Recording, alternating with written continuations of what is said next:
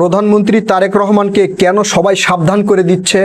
আপনারা বলতে পারবেন তারেক রহমানের শত্রু বাড়ছে নাকি কমছে? আমি কয়েকটা ঘটনা আপনাদেরকে বলবো, তাহলেই ক্লিয়ার বুঝতে পারবেন তারেক রহমানের শত্রু বাড়ছে নাকি কমছে। আপনারা ইতিমধ্যেই দেখতে পাইছেন, গণমাধ্যমে প্রকাশ হয়েছে, কর্নেল অলি আহমেদ তারেক রহমানকে ঢাকার বাহিরে রাত কাটাতে নিষেধ করেছেন, পরামর্শ দিচ্ছেন যাতে ঢাকার বাহিরে মাননীয় প্রধানমন্ত্রী রাত না কাটায়। কেন তিনি এই কথা বললেন, এই কথা বলার কারণ কি এবং কোন যুক্তিতে তিনি বললেন, সেই বিষয়টাও আপনাদের সাথে ক্লিয়ার করব।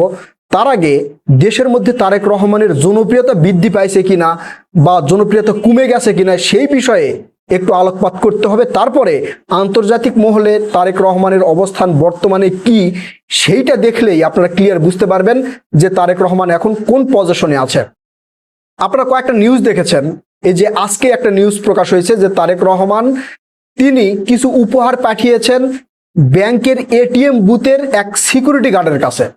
তারেক রহমান প্রতিদিন সচিবালয়ে যখন অফিস করতে যান, তিনি দেখেন ব্যাংকের এক সিকিউরিটি গার্ড ধানের শীষ হাতে নিয়ে তাকে সম্মান জানায়, সালাম দেয়। এই জিনিসটা পর্যন্ত তারেক রহমানের চোখ এড়িয়ে যায় নাই। এইটা দেখার পরে, বেশ কিছুদিন দেখার পরে তারেক রহমান আজকে তার জন্য কিছু উপহার পাঠিয়েছে। অর্থাৎ তারেক রহমানের দৃষ্টি যে খুবই তীক্ষ্ণ দৃষ্টি, এটা কিন্তু প্রমাণ হচ্ছে। এরপরে এই নির্বাচন হওয়ার পরে যখন তারেক রহমান ক্ষমতায় বসলেন, তখন তারেক রহমানের বেশ কিছু কর্মকাণ্ডে দাদাবাবুদের দেশ কিন্তু খুবই মনক্ষুণ্ণ।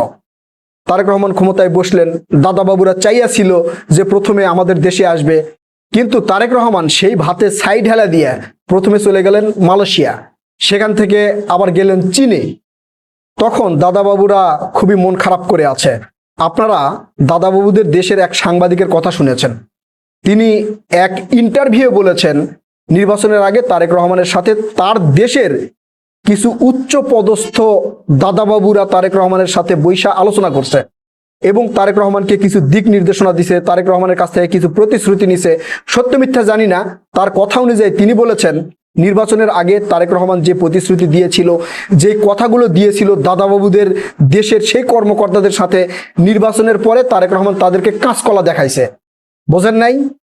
দেখানোর পরে এখন দাদাবাবুরা চিন্তা করতেছে তাহলে তো আর আমাদের হাতের পুতুল হয়ে তারেক রহমান নাচানাচি করবে না, আমাদের দেশে না আইসা চীনের সাথে তিস্তা প্রকল্প নিয়ে আলোচনা করতেছে, আবার তিস্তা ব্যারেজ নিয়ে আলোচনা করতেছে। এতে কিন্তু খুবই মনক্ষুণ্ণ। এই মনক্ষুণ্ণ হওয়ার কারণে বাংলাদেশের ভিতরে কিছু কিছু দাদাবাবুদের দালাল আছে, কিছু চক্র আছে, তারাও কিন্তু মন খারাপ করে আছে এবং তারেক রহমানকে টার্গেট করার চিন্তা ভাবনা করতেছে। এখন এই ঘটনা থেকে আপনারা বোঝেন যে আসলে তারেক রহমানের শত্রু বাড়ছে নাকি কমছে। এখন প্রশ্ন হলো, দেশের মধ্যে তারেক রহমানের শত্রু বাড়ছে নাকি কমছে?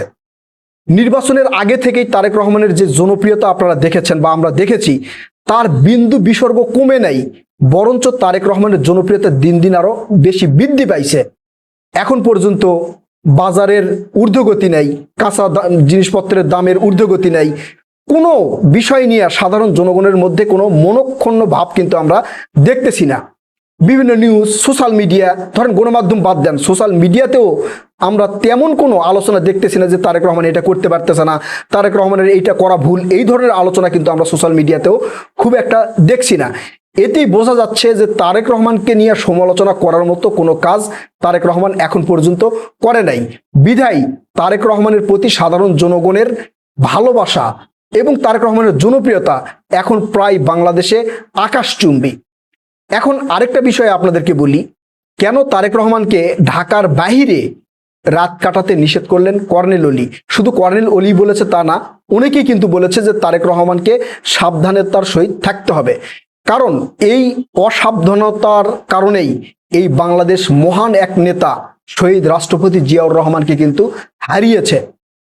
এখন ঠিক একই পর্যায়ে তারেক রহমান তার বাবার মতো কাজ করতেছে। শহীদ রাষ্ট্রপতি জিয়াউর রহমান যেমন দেশের এই প্রান্ত থেকে ওই প্রান্তে সবসময় ছোটাছুটি করতেন, খাল খনন করতেন, বৃক্ষরোপণ অভিযান করতেন, ইউনিয়ন পরিষদের কোথায় কি লাগবে সেটা পর্যন্ত নিজে উপস্থিত হয়ে পর্যবেক্ষণ করতেন, ঠিক একই কাজ করতেছে তারেক রহমান। চট্টগ্রাম কোথায় সেই বন জঙ্গল, তার মধ্যে গিয়ে সেনাবাহিনীর গ্রীষ্মকালীন মহড়া দেখতে গেছে, সেখানে আশেপাশে অনেক বন জঙ্গল, এই যে দাদাবাবুদের দেশের বা বাংলাদেশের মধ্যে যারা তারেক রহমানকে টার্গেট করে আছে, তারাও তো ভাই ওই চিপা চাপাই জাউরামি করার জন্য থাকতে পারে না। কিন্তু তারেক রহমানের ভিতরে বিন্দু মাত্র কোনো ভয় দেখতেছি না, মানে কোনো ধরনের ভয় নেই। সে সাধারণ জনগণের জন্য, দেশের নাগরিকের জন্য, বাংলাদেশের সেনাবাহিনী কর্মচারী কর্মকর্তাদের জন্য জীবন মনে হয় উৎসর্গ করে দেবে এই অবস্থা। আমরা তারেক রহমানের সততা চাই, তারেক রহমানের সাহসিকতা চাই, কিন্তু তারেক রহমানকে আমরা হারাতে চাই না। যেই চট্টগ্রামে রাত্রি যাপন করার কারণে দেশনায়ক গণতন্ত্রের প্রবর্তক শহীদ রাষ্ট্রপতি জিয়াউর রহমানকে বাংলাদেশ হারিয়েছে, সেই চট্টগ্রামে আমাদের মাননীয় প্রধানমন্ত্রী তারেক রহমান রাত্রি যাপন করুক, সেটা আমরা চাই না। যদিও বর্তমান সেনাবাহিনী এবং গোয়েন্দা সংস্থার প্রতি আমাদের পূর্ণ আস্থা এবং বিশ্বাস আছে।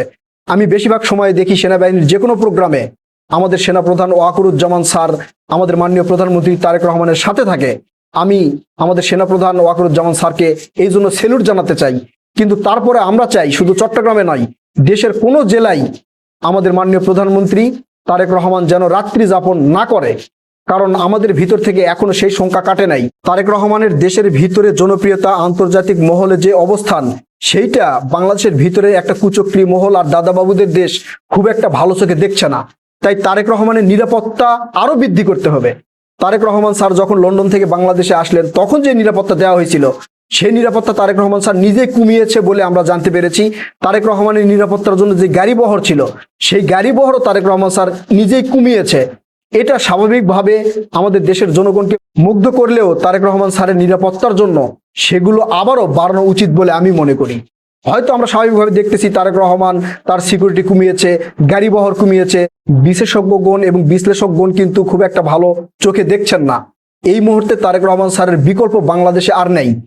তারেক রহমান যেভাবে বাংলাদেশে হাল ধরেছে, যেভাবে জনপ্রিয় হয়ে উঠেছে, তারেক রহমান স্যারের বিকল্প বাংলাদেশে এখন আর অন্য কাউকে কেউ দেখছেন না, আমিও দেখছি না। আপনারা দেখছেন কিনা আপনারাই বলবেন।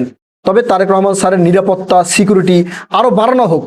প্রিয় কলেজের ভাই বোনেরা, এই যে তারেক রহমানের দেশের এই প্রান্ত থেকে ওই প্রান্তে ছোটাছুটি করা, দৌড়াদৌড়ি করা, বৃক্ষরোপণ অভিযান করা, খাল খনন করা, দেশের উন্নয়নে এক প্রান্ত থেকে আরেক প্রান্তে যাওয়া এবং দেশের ভিতরে তার যে জনপ্রিয়তা, আন্তর্জাতিক মহলে যে তার জনপ্রিয়তা, এগুলো সার্বিক দিক বিবেচনা কইরা আপনারা কি মনে করছেন তারেক রহমান স্যারের সিকিউরিটি বাড়ানো উচিত কিনা?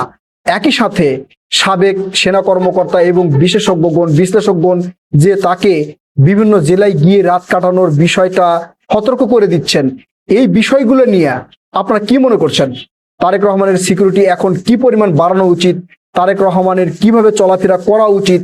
তারেক রহমানের এখন বর্তমান অবস্থা অনুসারে তারেক রহমানের কোন পথে যাওয়া উচিত বা কি কি দিক নির্দেশনা মেনে চলা উচিত বলে আপনারা মনে করেন? আপনারা আপনাদের মূল্যবান মতামত কমেন্ট করে জানাবেন। কথা হবে নতুন কোনো ভিডিওতে। ততক্ষণ পর্যন্ত ভালো থাকবেন ইনশাআল্লাহ।